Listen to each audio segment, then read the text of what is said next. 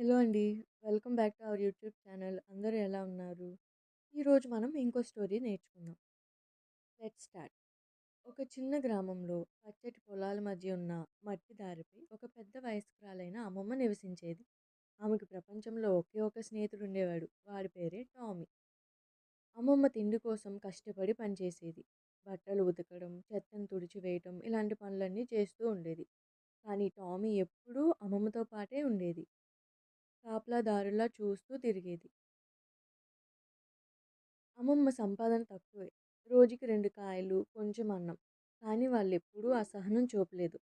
రాత్రి ఇద్దరూ వారి చిన్న మట్టి గుడిసెలో తలదాచుకొని ఉండేవారు. ఒకే గిన్నెలో కూడా తినేవారు. అమ్మమ్మ తినే రొట్టె నుంచి ఓ భాగాన్ని టామీకిస్తూ ప్రేమగా నవ్వేది. టామీ సంతోషంగా తోక ఊపుతూ తినేది. కాలక్రమంగా మారింది. అమ్మమ్మ బలహీనంగా కూడా మారిపోయింది.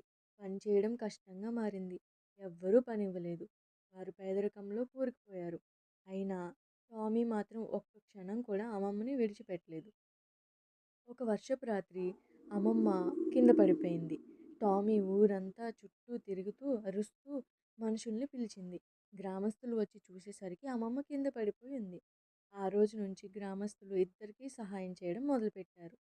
ఆమె ఇంటిని కూడా మరమ్మతు చేశారు. ఇంకొంతమందైతే ఫుడ్ ఇచ్చారు. పిల్లలు కూడా టామీతో ఆడుకోవడం ముద్దుగా చూసేవారు. దీని యొక్క నీతి ఏంటంటే, ప్రేమ, నమ్మకం ఉంటే స్నేహం ఎప్పటికీ నిలుస్తుంది.